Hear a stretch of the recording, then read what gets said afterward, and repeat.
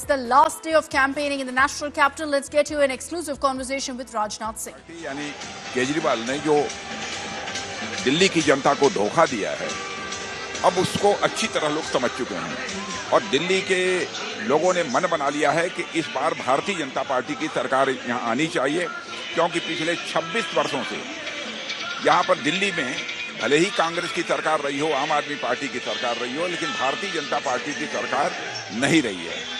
लोग यह महसूस करते हैं कि हमारे प्रधानमंत्री मोदी जी के नेतृत्व में देश का विकास इतनी तेजी के साथ हो रहा है, लेकिन दिल्ली एक ऐसा राज्य है जहां का विकास अन्य राज्यों की अपेक्षा और अधिक तेजी के साथ होना चाहिए, लेकिन वह नहीं हो पा रहा है। तो अब लोगों ने मन बना लिया है कि नहीं, चाहे जो भी हो, इस बार भारतीय जनता पार्टी की स्पष्ट बहुमत के साथ दिल्ली में सरकार बननी चाहिए। अब जरा मुद्दों पर आते हैं, लेकिन एक बार अगर इधर पूरा दिखा दे नजारा आगे का, राजनाथ जी के रोड शो में जो लोग आए हुए हैं और छतों पर भी लोग जो ऊपर मौजूद हैं, इधर अगर आपको दिखाएंगे ऊपर दाईं तरफ, वहां से लोग पुष्प वर्षा कर रहे हैं। लेकिन ये सब पुष्प वर्षा वगैरह सब अपनी जगह पर रह जाता है। मुद्दों पर आते हैं राजनाथ जी और रक्षा मंत्री जी। होता यह है कि आप लोग जिस मुद्दे पर घेरते हैं अरविंद केजरीवाल को, वो रिवर्स गेयर लगा देते हैं। आप लोग यमुना जी का कह रहे थे सर, अब आप लोग बता रहे थे गंदा पानी है, अब उन्होंने कहा हरियाणा के सीएम जहर मिला रहे हैं, अब आप लोग ही बताते चल रहे हैं कि नहीं पानी साफ है, पीने लायक। केवल जनता की आंखों में धूल झोंकने की कोशिश आम आदमी पार्टी कर रही है। कोई भी सरकार ऐसी नहीं होगी जो जिस पानी का स्वयं वो प्रयोग करते हैं उसमें वो जहर मिलाने का काम करे। यह कदापि संभव नहीं है। बराबर दिल्ली की जनता को गुमराह करके यहाँ के लोगों का समर्थन हासिल किया है, लेकिन हकीकत को अब दिल्ली की जनता समझ चुकी है और पूरी तरह से मन बना लिया है कि भारतीय जनता पार्टी की क्लियर मेजॉरिटी के साथ गवर्नमेंट यहाँ आनी चाहिए। एक और मुद्दा जिसके जरिए लोग वोटर्स को रिझाने की कोशिश कर रहे हैं वो है कि आप कहते हैं हम 2100 देंगे, वो कह रहे हैं हम 2500 देंगे। एक रेवड़ियों की जो लड़ाई होती है सर, उस पर क्या कहें? देखिए, भारतीय जनता पार्टी हिंदुस्तान की एक ऐसी राजनीतिक पार्टी है जिसकी एक विश्वसनीयता है। जो वह कहती है वह करती है। यह साख हमारी जो है बनी हुई है। लोग यह मानते हैं कि हमने जो भी वादे किए हैं सारे वादों को अक्षरशः हम पूरा करेंगे। उसके साथ ही हम लोगों ने यह कहा है, इसके पहले की सरकार ने जो कुछ भी दिल्ली की जनता को सुविधाएं दी हैं वह सारी की सारी सुविधाएं यथावत जारी रहेंगी। उसके अतिरिक्त भारतीय जनता पार्टी ने जो अपने संकल्प पत्र में कहा है वह सारे वादों को पूरा करेगी। लेकिन रक्षा मंत्री जी, आप लोग देखिए हमेशा कहते थे कि रेवड़ियों से देश की अर्थव्यवस्था को नुकसान होता है, पर आप भी उसी राह चल पड़े। अभी तो रेवड़ियों की महारेवड़ी कह रहे हैं लोग कि 12 लाख तक जो आपने कहा है, लेकिन उससे पहले क्या रेवड़ियों की राह पर चलने के लिए हर पार्टी मजबूर नहीं हो गई है? तो रेवड़ी कहकर जो है इसको हल्के में नहीं लिया जा सकता, क्योंकि आवश्यकता इस बात की है कि समाज का जो कमजोर तबका है उसका सशक्तिकरण भी होना चाहिए, उसके एम्पावरमेंट की आवश्यकता है। इस बात को ध्यान में रखते हुए कि उनकी न्यूनतम आवश्यकताएं यदि सरकार के द्वारा पूरी की जा सकती हैं और की जानी चाहिए। और दूसरी बात, जो भी पैसा लोगों की जेबों में पहुंचेगा स्वाभाविक रूप से वह मार्केट में आएगा और उसके परिणाम स्वरूप इकोनॉमी की साइज वो बढ़ेगी। 12 लाख तक का जो जिनकी तनख्वाह है उनको आप लोग रियायत दे रहे हैं, कोई टैक्स फ्री कर दिया।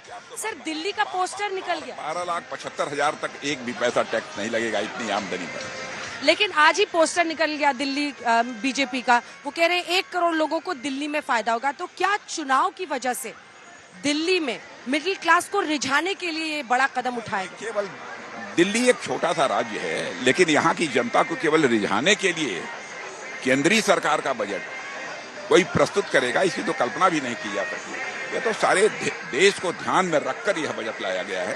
स्वाभाविक रूप से जो बजट पेश किया गया है उससे आम जनता इस समय हिंदुस्तान की बेहद खुश है और लोग यह मानते हैं कि इस बार का बजट केंद्रीय सरकार का वह अपने में अनपैरेलल है।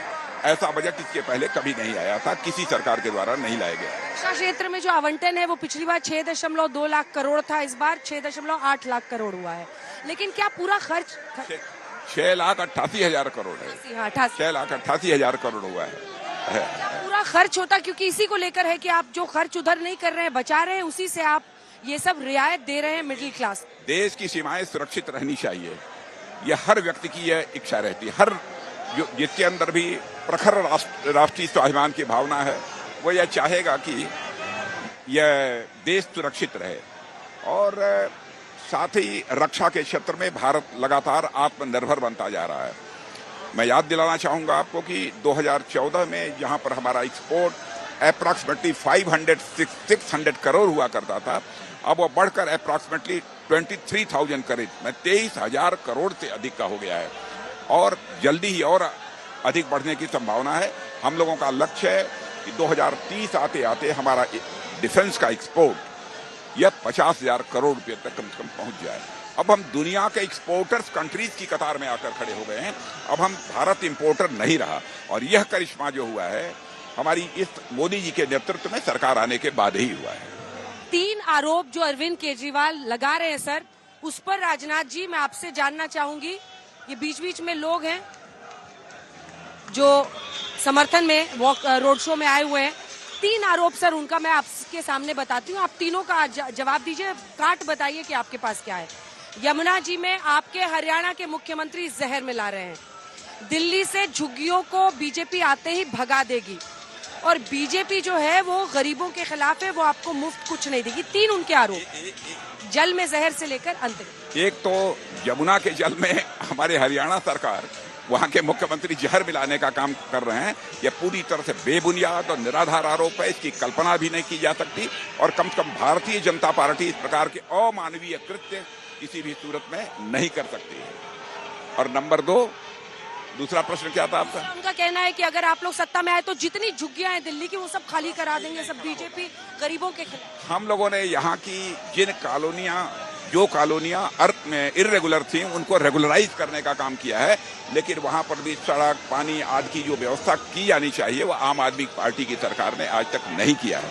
बल्कि यहाँ की जितनी भी इस प्रकार की कॉलोनीज हैं वहां पर हम पक्के मकान बनवाने की हम पूरी तरह से कोशिश करेंगे। कोशिश क्या करेंगे? हम करेंगे। मुफ्त वाला एक आखिरी था कि वो कह रहे हैं कि देखिए ये वादा करते हैं ये मुफ्त का दे नहीं पाएंगे, हम ही हैं जो आपको दे रहे हैं मुफ्त बिजली पानी, अब पैसा देंगे ग्रंथियों को भी, पुजारियों को। भारतीय जनता पार्टी हिंदुस्तान की अकेली ऐसी राजनीतिक पार्टी है जो कहती है वह करती है।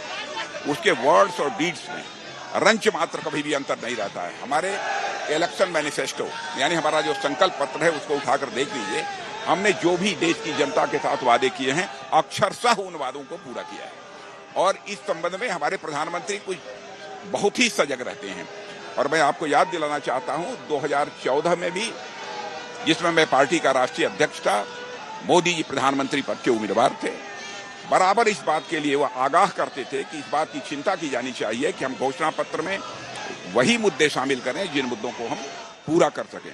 2019 और 2024 में भी जो संकल्प पत्र तैयार हुआ था उसकी भी जिम्मेदारी उन्होंने मुझे ही दी थी और बार बार मुझे भी यह कहते रहे कि राजनाथ जी ये देखिएगा घोषणा पत्र में कहीं कोई ऐसी बात न आए जिसे कि हमारी सरकार पूरा न कर पाए। इतने सजग।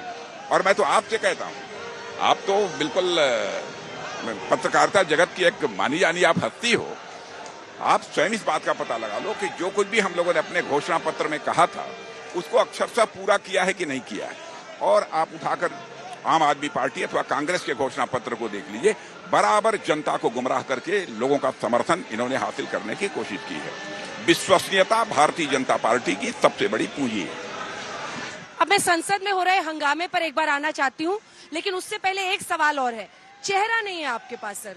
देखिए एक वक्त पर सुषमा स्वराज दिल्ली की मुख्यमंत्री थी, आप इतने सक्रिय रहे, आपने पार्टी को लीड किया इतने सालों तक, दिल्ली में वैसा कोई चेहरा आपके पास नहीं है जो अरविंद केजरीवाल के सामने आप खड़ा कर सके। क्या ये एक नेगेटिव पॉइंट नहीं है? हमारी यह रणनीति होती है। कुछ राज्यों में तो हम अपना चीफ मिनिस्टरियल कैंडिडेट प्रोजेक्ट करते हैं और कभी कभी अपनी स्ट्रेटजी के तहत चीफ मिनिस्टरियल कैंडिडेट प्रोजेक्ट नहीं करते। हमारे यहाँ नेताओं की कमी नहीं है। दूसरी राजनीतिक पार्टियों में नेताओं का अकाल हो सकता है, लेकिन भारतीय जनता पार्टी हिंदुस्तान की एक ऐसी राजनीतिक पार्टी है जिसमें कि नेताओं का अकाल नहीं है, जिनके अंदर नेतृत्व करने की क्षमता है, योग्यता है, प्रतिभा है। ऐसे नेताओं की कमी नहीं है। और चुनाव हो जाने के बाद, क्योंकि व्यक्ति का प्रश्न नहीं है, हम लोग प्रश्न है पार्टी का, सबसे क्रेडिबल पार्टी कौन सी है। जब credible party Bharatiya Janata party की है, स्वाभाविक है उसके नेता भी क्रेडिबल होंगे, विश्वसनीय होंगे। एक आरोप उनका रहता है, अब इसके बाद मैं पार्लियामेंट के सवालों पर जाऊंगी, कि गाली गलौच वाली पार्टी है बीजेपी, ये सब खाली हमें गाली देते हैं, आपदा कहते हैं। आज तक कभी कोई नहीं कह सकता कि भारतीय जनता पार्टी ने किसी के साथ कोई गाली गलौज किया है। क्वेश्चन मार्क के साथ वो गाली गलौच पार्टी लिख देते हैं। अब इसकी काट कैसे समझाएंगे सर? जनता की आंखों में धूल झोंकना यह उनकी बड़ी पुरानी